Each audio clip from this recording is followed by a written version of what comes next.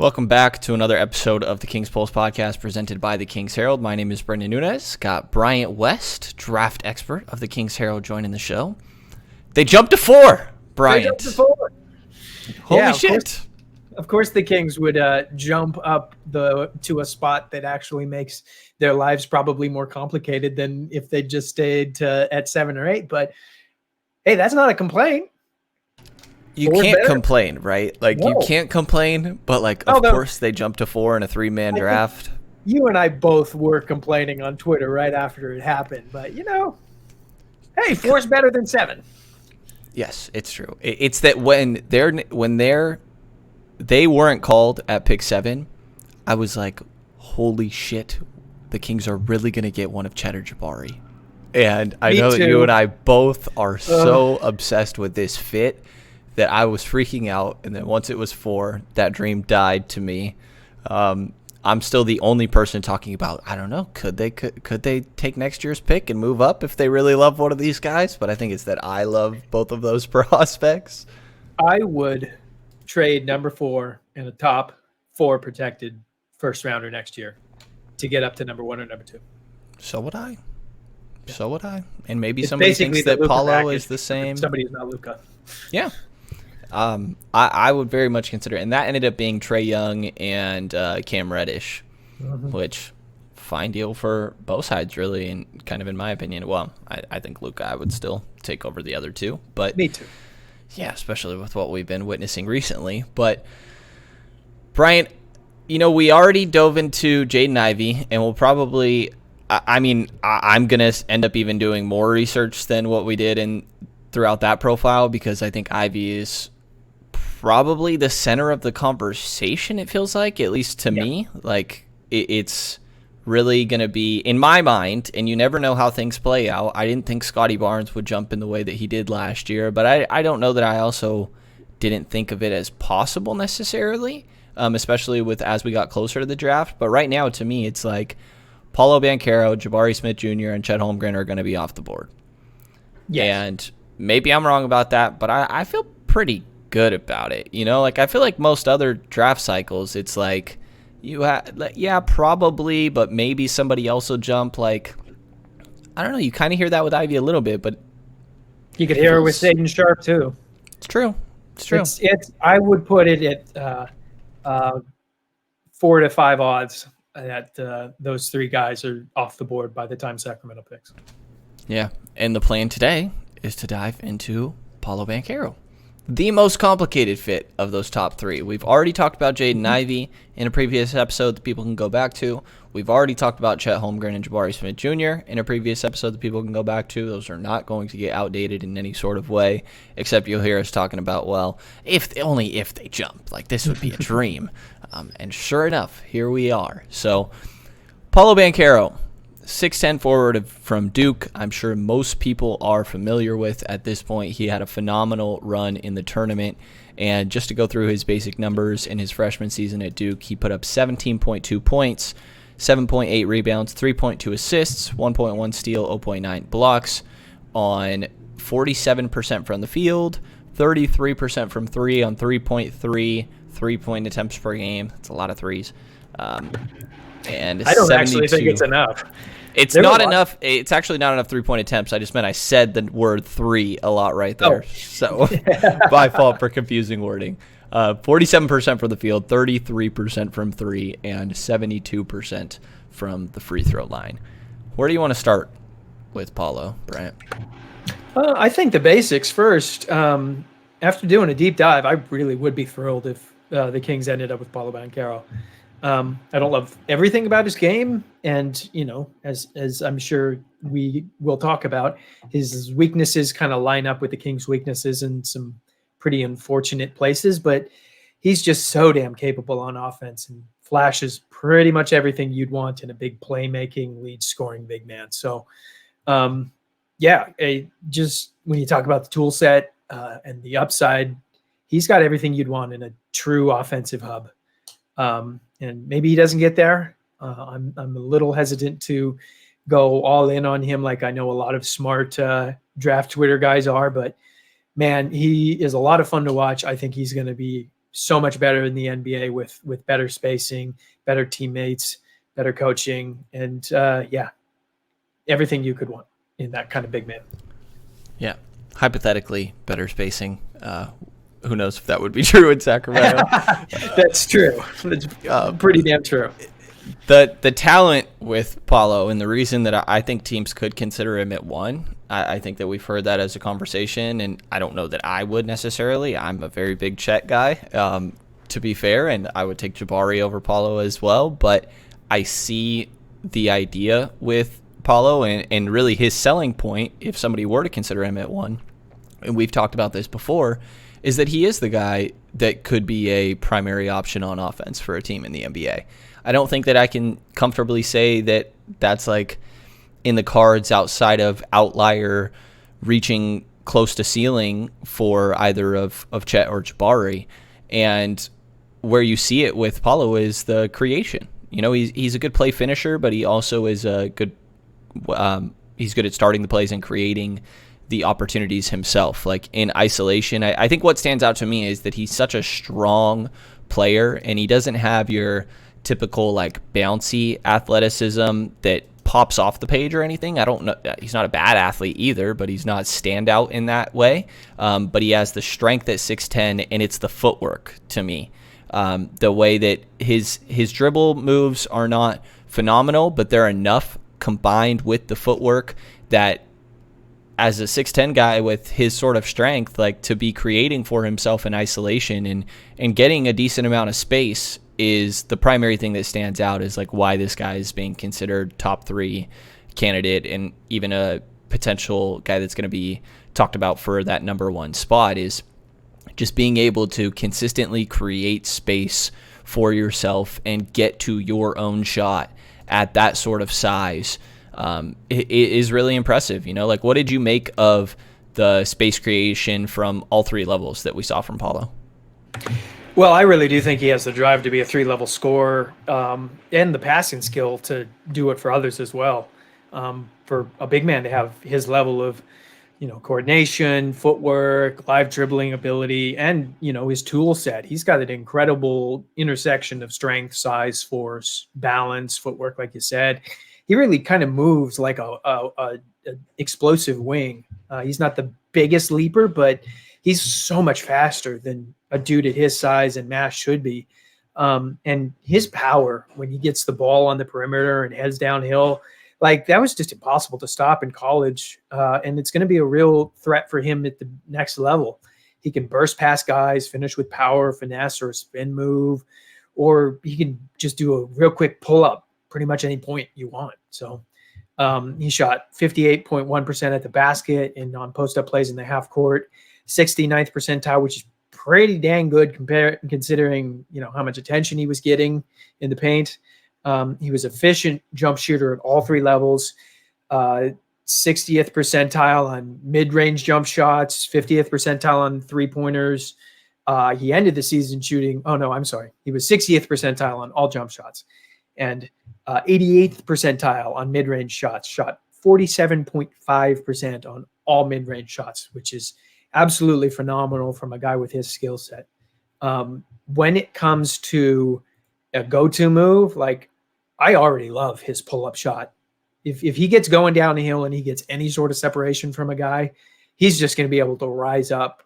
And it may not be the most efficient shot from day one, but it's good to know that he has that move.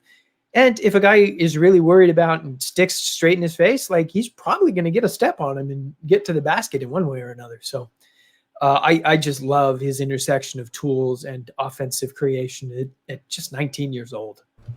Yeah, and the fact that it's happening at all 3 levels, like you're pointing out, I mean, that 58% at the rim and being able to get there consistently off the bounce, and part of that is the threat of the mid-range pull-up or even a little bit of space creation we're seeing from him from beyond the arc as well, which would totally unlock his game if that became even more of a threat than it already is now.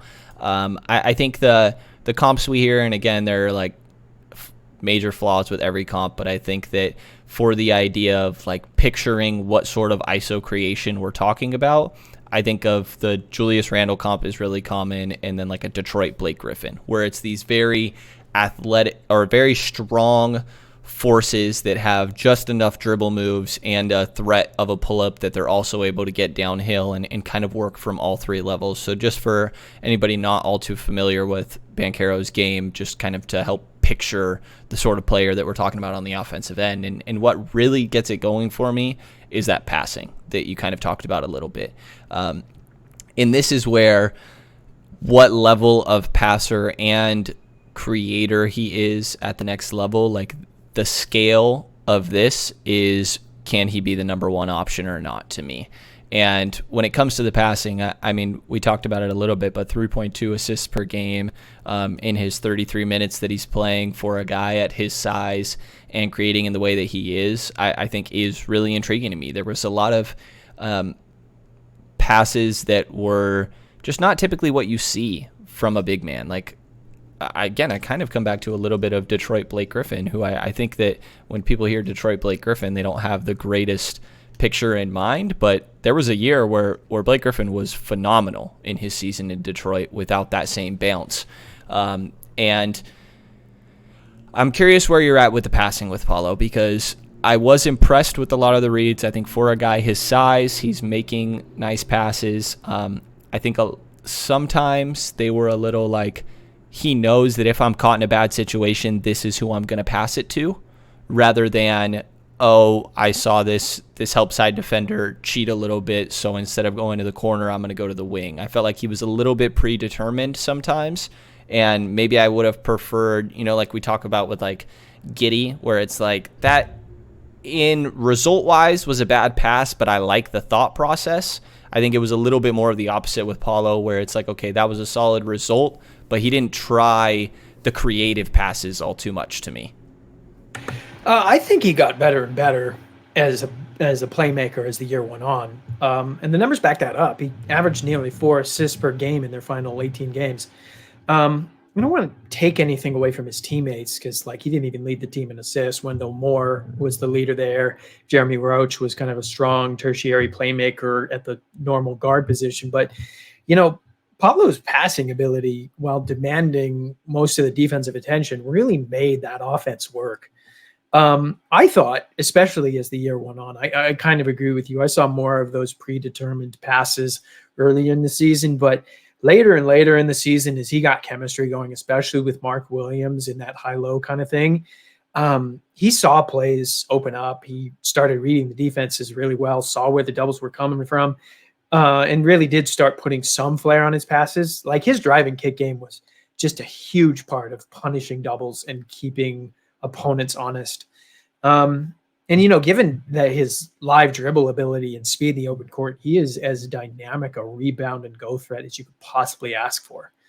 While he's not like Cade Cunningham, I'm kind of struggling to think of any other big man prospects that I've watched whose playmaking chops I liked as much in college as I liked Paulo's.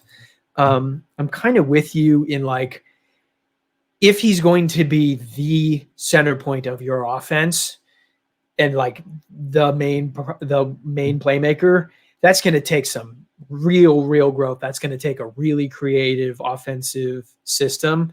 So really he needs to go to a team with another playmaker or two, but that's all the teams in his range, except for maybe Houston's got some playmakers, nobody really stand out-ish. So I love the Alperen Şengün disrespect in the last 60 seconds is off the charts, Brian. If you have the two of them doing all of the playmaking, that would be one crazy offensive system right there. That just harkened back to golden era Sacramento if they hit their ceiling in terms of big man playmaking. What do you think of him if he's not a primary though? I think this is where the conversation gets a little bit interesting. I think that the passing makes sense as a short roll passer, and I have a weakness for short roll passing. It really gets me going. I'm not going to lie, and I can see that with Paolo. I think that if he's setting the screen for Fox, and they kind of have a little bit of a two-man game with Domas in the dunker spot. I understand like the question was spacing, but I can see how it works with Paolo not being a primary in my mind, and that passing kind of factors into it. But we didn't see him run all too much pick and roll as the roll man during his time there. So do you think that that's kind of the way that he would function if he wasn't the primary option, or how do you see that potentially working? I think so, but I want to take it a step further. Like, imagine pick and roll plays between him and Sabonis. Imagine if the true. Kings' future offense starts making De'Aaron Fox cut off the ball more. Like, that's not a weakness. And yeah, I imagine, I don't know this for any reason other than, do you think Paolo Banchero's camp is really interested in him coming to Sacramento? I wouldn't guess so, but it's also not the worst place if he is okay being with other primary ball handlers. Otherwise, it's kind of messy. So much of his offense at Duke was get the ball at the top of the arc and then figure out what to do there, whether it was drive to the basket, whether it was pull up, whether it was get deep enough to draw doubles and kick it out to guys. And that's not something that he'd really be able to do in Sacramento all that much unless Sabonis really improved his got some kind of mid-range in his game, or Fox was really okay being a off the ball kind of dude. But it's fun to think about in terms of, all right, what is the absolute ceiling this offense could do? 3 playmakers of their talent, man. Yeah. It could be a lot of fun. It definitely could be. To your question of do I think Paulo's camp would feel great about Sacramento, I had a hilarious realization kind of in between the commercial there when Sacramento jumped into the top 4, but we didn't know exactly where. And then they show all the top prospects sitting there in a line. And I just like to imagine that when they saw Sacramento was the team that jumped, there was a collective sigh, like, oh, shit, like one of us is going there, like of all teams. I hope Jabari didn't think that. It's true. He knows that he should know this town is good. And I would hope Chet wouldn't think that either, because, like, as you and I talked about, Sabonis and Chet is a dang good pairing. Paulo, it's murkier on both directions. It's tough. And I like all the playmaking between all of them. I think you have a really good point with actually Paolo running the pick and roll with Sabonis. I think that's something we could that would be intriguing, and just to have that option, not saying that's like a go-to or anything like that, but having that option, and every single one of those guys being able to drive and kick and work out of just having the ball in their hands and all be good cutters and playmakers between them. I think the ball movement could be on point between all 3 of them. The question becomes the 3-point shooting, right? When you have Fox being a little bit of a shaky shooter and Sabonis the same, and then Paolo Banchero in his season at Duke, again, 33.8% from 3 on 3.3 3-point attempts per game. He did shoot 57.3 adjusted field goal percentage on catch and shoot shots this past season. I think that he was a pretty dang good catch and shoot 3-point shooter, but you're kind of having to bet that all 3 of those guys are in the spectrum of what sort of level 3-point shooter they are in their own ranges. They all kind of need to be on the upper side of their likely outcomes for it to work, right? Yeah, I do agree with that. But I also, I understand his 33.8% clip from deep may give people pause, and I don't want to oversell it like he is an actual proven floor spacer and the numbers are lying, but I'm not really worried about any long-term aspect of his offensive game, really, and that does include his shooting. It may not be immediate, but I'm comfortable predicting that, in the long term, I think he'll be a positive shooting big man. He improved as the year went on, was cold to start the season, but then in Duke's last 10 games, he shot 42% from deep. His form is pretty sharp when he's in rhythm, although I kind of think for a dude with his level of footwork, that one time I don't really love his footwork is when he's kind of doing these hesitation. Okay, now I'm going to pull up into a 3. His base stance is kind of really wide, and led to shots being off target. But honestly, like for my complaint on his shooting this year is that he didn't launch it enough. Like AJ Griffin was pretty much regulated to permanent catch and shoot duties to make this lineup work. Wendell Moore took a huge step forward in terms of his shooting efficiencies, but like Duke's floor spacing was never great when Paolo and Mark Williams both were below the free throw line extended. Paolo's 3-point rate being 25%, it's a little too low for me considering how much of his game could be really unlocked if he was a volume-based threat to shoot from deep.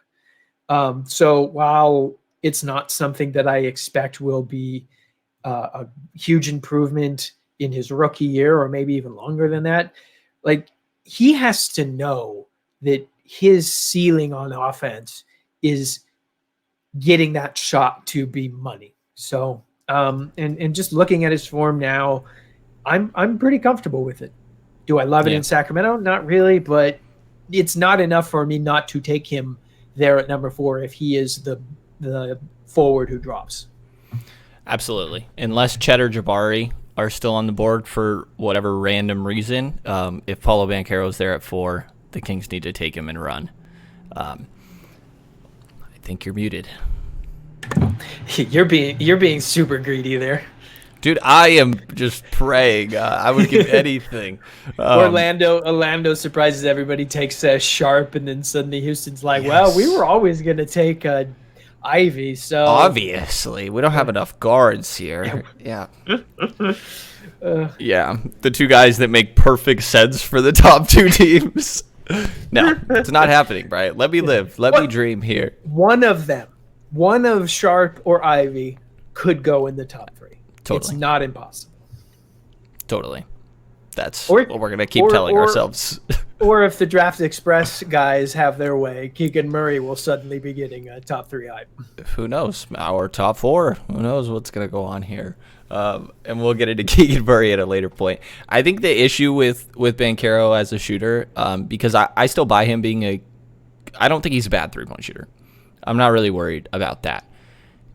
But is he, when it comes to Sacramento specific fit, I don't think you can do like an okay 3-point shooter as your third cog. You can try to make it work, sure, because he's supremely talented and overall like the team just needs more talent. Like you take him and figure it out.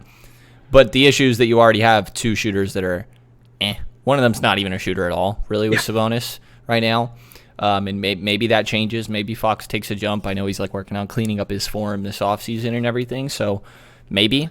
But yeah, it's not that I'm like, oh, Banchero is going to be a bad shooter. It's that the Kings can't. It's really, really hard for all 3 of your primary trio to be shooters. And it's not like players 4 through 10 on the roster at that point are all good shooters. Yeah, there's no Tyrese Halliburton's anywhere. No Tyrese Halliburton. Nobody healed. No, I mean, Dwayne Dedmon's. Tim's ears just perked up somewhere. I was a huge Dedmon guy, and I love that Tim is the one that gets all the crap too. So, well, Tim sold his soul on that. Let's be real. Tim went all in on that. Fair enough. That's Tim's Dennis Smith Jr. Let's be real. There you go. Okay, so do we have any other points on Paolo's offensive game before we move to him on the defensive end? I love his mid-range pull-up. I should say that again. Like enough that it's a shot in the NBA, yeah? Yeah, absolutely. His dribble to pull-up game looks like he's a point guard with an extended career of doing this, not a 19-year-old sitting at 6'10" and 250 pounds. Yeah, that's pretty much. I just wanted to emphasize that because his handle's damn strong for a player of his size. His decision-making isn't foolproof, and I'd worry about it more if he's asked to come to a team like Sacramento that has real aspirations in the first place, and he's kind of struggling to figure out his spot in the offense. But, there was some predictability in his offense later in the season. But, given Duke's lack of other true creators, it's more understandable. And I think, as you and I kind of always says, we judge high-usage players more if they're not forcing the issue from time to time. So I have no major concerns about Paolo Banchero on offense. Neither do I. Yeah, the mid-range jumper that you pointed out, and I think you said the number before, 88th percentile, 47.5% from the field. He's damn good at that shot. And if there's ever space creation from the three-point line at a more consistent rate, then there's really something that we're talking about here with Banchero on the offensive end. And there was a little bit, but we'll kind of have to see how that ends up going. Defensively, he has his moments. Yeah, this is an interesting one, right? Like, because he has his moments of being a weak side rim protector, and they're loud moments. It's kind of something I talk about with, like, DiVincenzo, is that, like, I think all the things he does well are really quiet, but then his mistakes are really, really loud. And it almost feels like the opposite for Banchero on defense, where it's like the things that he does well are really loud. Like, if he gets a block, it's like, holy shit, everybody felt that. But then a lot of times there's some pretty tough rotations where he's a little slow or he's checked out, kind of in typical, like, I'm the number one option on offense, but obviously you don't love to see no matter. Yeah, let's start with rim protection and as a help defender. Where are you at on in the different levels of Paolo there? Because, again, there are the flashes, but they really are just flashes right now. And I don't know that I can put too much into them to say that I think he's going to be a good defender. I think you're still muted here. God damn it! I'm sorry. I keep muting in case anybody hears it in the background. There's construction happening in my house, so I'm being very liberal with my mute button. I'll just say this about his defense overall and his rim protection. He's fine. That's the nice way of putting it. Like, 0.9 blocks seems average at best for a dude with his size and tools. And like you said, he has flashes of rim protection, mostly as a help defender, where he'd run away and toss a shot, and suddenly Cameron Indoor Stadium is exploding. It always made me wonder why it wasn't more consistent. It's fair to wonder if playing next to Mark Williams, who is as natural rim protector as you could want, like 11.4% block rate, 4.8 blocks per 40. Like, it's fair to wonder, does that limit Paulo's opportunities to flash as a rim protector, or, was Paolo or Duke making Williams be sort of a security blanket on defense to where he could just not focus that much on defense? It wouldn't be the first time a star player or I'm having Marvin Bagley, Wendell Carter flashbacks. No. Because I know it's not the same. Yeah. I don't think they're comparable as defensive players in terms of instincts, in terms of consistency. Like, when I wrote up my Marvin Bagley comp 4 years ago, I was terrified of his defense. And I'm not terrified of Paolo Banchero's defense. I'm more worried about it in the context of the Sacramento Kings, the Sabonis, and one of the worst defenses in the league. Like, I'd love to seen him more in college playing the small ball 5, see if that kind of made him be more of a innate at the rim protector, but that doesn't happen at Duke. That never happens at Duke. Coach K always needed to have two bigs on the floor at any given time. His defense isn't consistent. It's nowhere near the defensive success or tenacity that Chet Holmgren or Jabari Smith Jr. showcased.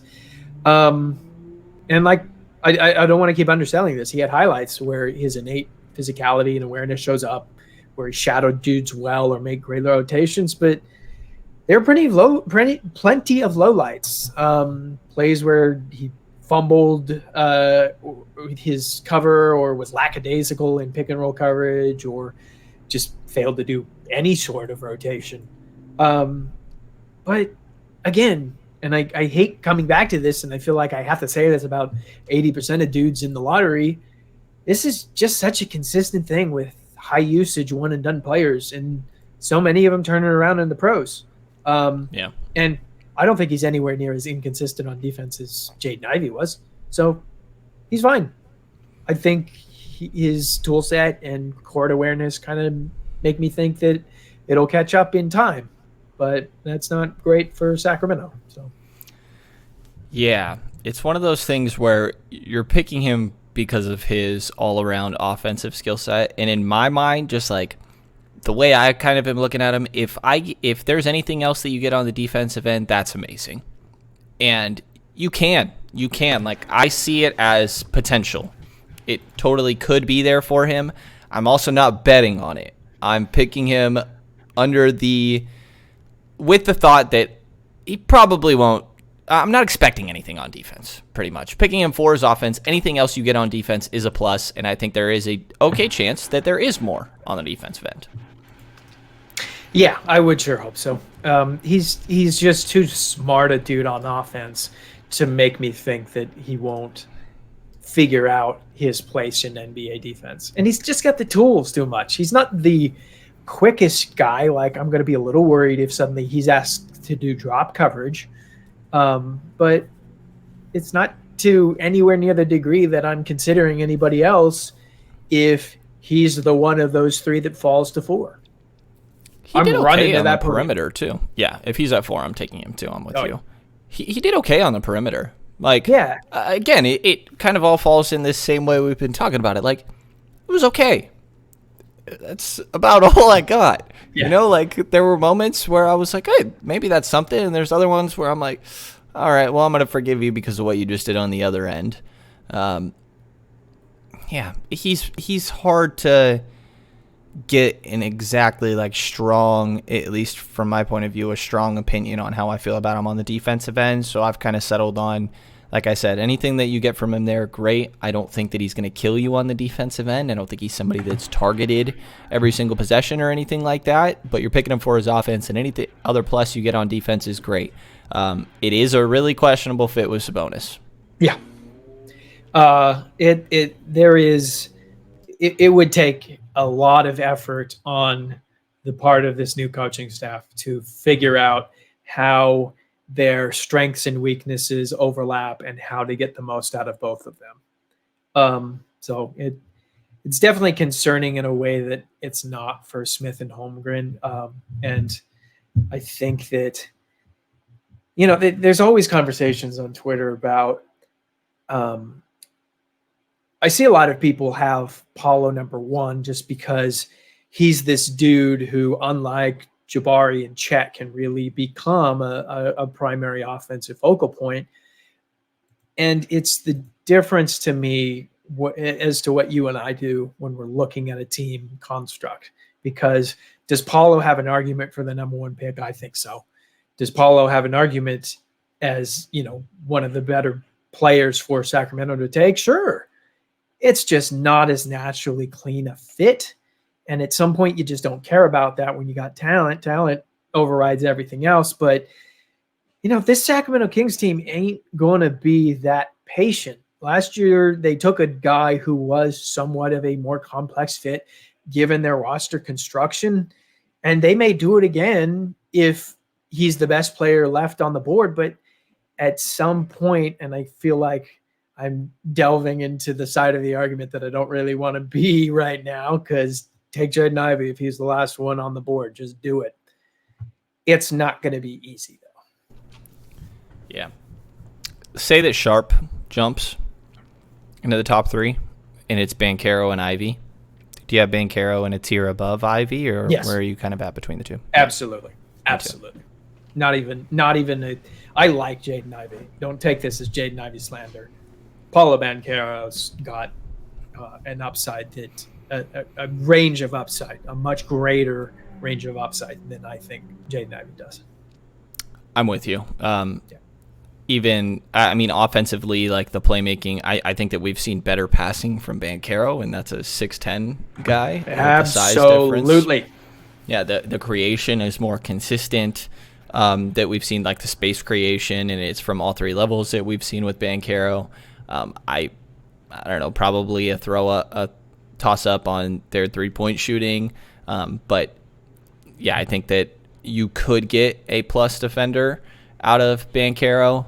Again, I'm not betting anything on that end or drafting him for that reason, but I would feel better about Banchero defensively than I would with Jaden Ivey. The inconsistencies that you pointed out or even worse with Ivy. So if that was a scenario, I would go Banchero. But again, like you're saying, it's no Ivy slander or anything. If it is the top 3 that we're considering, I'm still very much a Jaden Ivey guy sitting there at 4 because, I hear a lot of people say, oh, well, we know that McNair's draft philosophy is X, Y, or Z because of what we've seen in the past. It's pretty hard to tell in my mind at this point. All I know is that he's going to draft another guard. It's really if I had to come up with something. So you just wait till he takes Ty Washington at 4. Oh, God. Sacramento would melt. It's, what is the Sacramento pick here? I mean, it's Keegan Murray, right? Like, Johnny Davis. Johnny Davis. He might be the one. It's going to be really hard for me over the next month because I don't want to slander Keegan Murray. Keegan Murray was one of my favorite options at number 7. He'd fit so dang well. If he gets perfectly. Yeah. Well, not perfectly because that's overselling his defense, I think. He'd fit really well. If he gets taken over any of those top 4 guys, I'm going to have a hard time rationalizing it. Yeah, I am the same. I'm right there with you. AJ Griffin might be a different conversation. One that we were messing around a little bit with on Twitter today, and I agree with you. It depends on what sort of athlete are we talking about here. AJ Griffin being an acceptable outcome at 4 depends on the Kings doing homework that you and I are not going to have access to. Because if he is the athlete that he was in high school before his injuries, and if his future team, if Sacramento's medical staff signs off on his medical records and thinks, no, we can absolutely take this 18-year-old kid who added 40 pounds of muscle right before his freshman season at Duke and help him optimize his strength to athleticism ratio, stretch him out, bring back some of that bounce, I will be a lot happier having him in the same tier as Jaden Ivey than I would Keegan Murray. Yeah, the OG draft crush has to make an appearance at some point here. We'd be remiss to not include him. Is that the direction we should go in next year, Bryant? I almost feel like... Should we? Yeah. Do you have a different one in mind? Why not? That You want to works, make? right? We can just do Duke back to back. There's nothing wrong with that. It's true. I did get a lot of AJ Griffin film in this process. Yeah, Duke was fun to watch this year. Like, the Zion team is clearly the greatest Duke team that I got to watch, but like the Marvin Bagley, Wendell Carter team was just so messy that it wasn't anywhere near as fun as this team. This squad was fun. They were legitimately a good team. They deserved that Final Four appearance. And I will always remember Coach K losing to UNC in the Final Four. By the way, Paulo was phenomenal in the tournament. Yeah, he was. I remember that people were really starting to, really smart people were starting to have the, is Keegan Murray better than Paolo Banchero argument? Mm-hmm. And I wasn't ever one of them, but that tournament just shut all that down. Yeah, definitely did. Do we have final thoughts on Paolo Banchero here, Bryant? Same thing I kind of think that we've made the case for with Jabari Smith and Chet Holmgren and Jaden Ivey. Don't overthink Paolo Banchero. Dude's really, really good. He'd bring a lot of things to Sacramento. Is he a little redundant in a lot of places that are probably uncomfortable for Sacramento to consider? Yeah. Don't overthink him. Yep. Take him if he's there. It's really funny how often that something I tweet or something I say is just freaking take the best player available over the fit. I'm like, guys, and then you think I don't know this. You think I'm not already preaching this. It's about what is the difference in the talent level with these guys and how do we each evaluate them differently. I am with you. Paulo, and then I did that to you. Him. I did that to you a couple of days ago. You are fine. I know that you understand already. But it is very funny to me. Of like, just I put something of AJ Griffin today, right? And it's like, just what are we talking about fit for? What are we talking about fit for? I'm like, because if you guys think they're similar talent levels, then we're talking about fit, okay? But that's what matters in the first place here.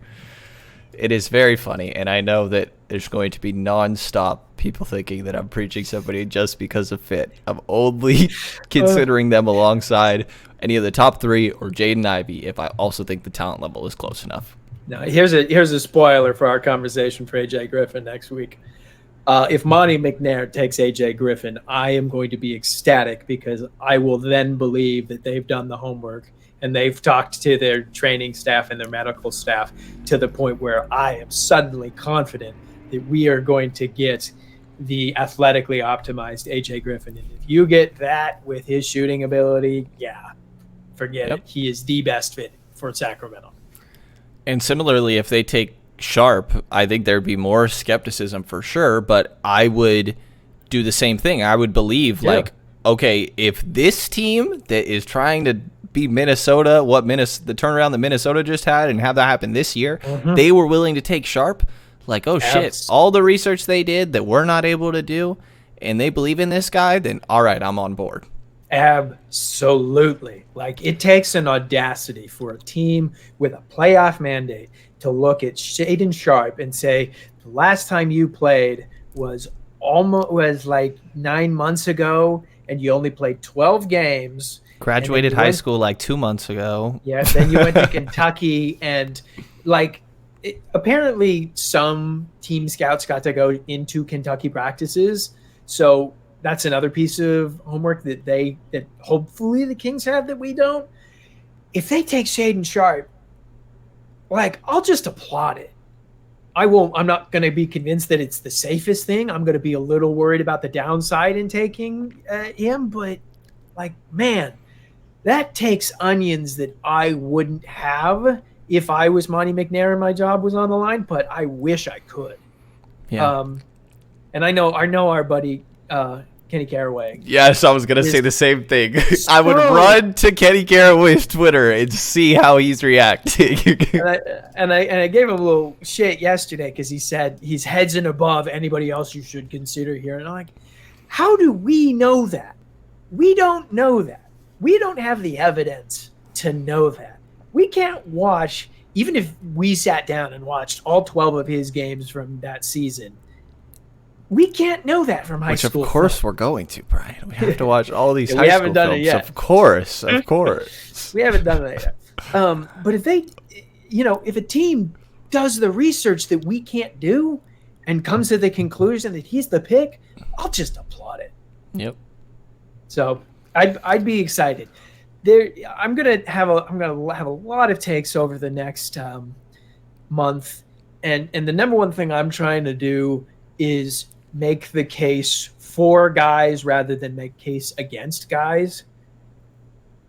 There are 4 guys on this who could be added to this Kings team who, in varying degrees of talent level, I think would really help this team. And would I be disappointed if Keegan Murray got picked over, Jaden Ivey or Paolo Banchero, God forbid? Yeah, I probably would. But, it's not like the Kings can't do something at this point that will break my heart. And I say that like they're not going to now go take Johnny Davis. Yeah, like Shaedon Sharp's not gonna jump, and Paulo's one of the other ones taken in the top 3, and then I'm knocking on wood now. They still go with Keegan Murray over Chet Holmgren. Oh gosh, who knows? Bold of you to say they're not gonna break your heart, Brian. Bold. I don't know why I said that. I just put that out on me. Oh. All right. Well, I think the next plan is going to be AJ Griffin then. That sounds good to me. We did happen to watch a lot of AJ Griffin in the process of this Paolo Banchero profile. If anybody has questions for us about Paolo Banchero or wants us to, re-up on Chet Holmgren, Jabari Smith, Jaden Ivey, I'm sure we'll do some sort of update podcast with our feelings on those guys as we get a little bit closer here. Then let us know, and we'll try to answer questions that we can about these guys. If Paulo's there, don't overthink it. Assuming Chet or Jabari is not there, I think is the main takeaway that we have here. It is. That's mine too. There we go. And we're going to have profiles on some of these guys kind of starting to slowly come out here as we get a little bit closer to the June 23rd draft. Bryant and I have kind of split up the potential prospects now that they're a little bit more defined, with the Kings having jumped to number 4 here. So you can definitely check those out as they come out on the Kings Herald and all the other great work from the guys and gals there. Take a look at their Patreon to support local independent Kings coverage. And if you enjoyed this episode of the Kings Pulse podcast, please subscribe, rate, and review. And you hear from us again in the next couple of days.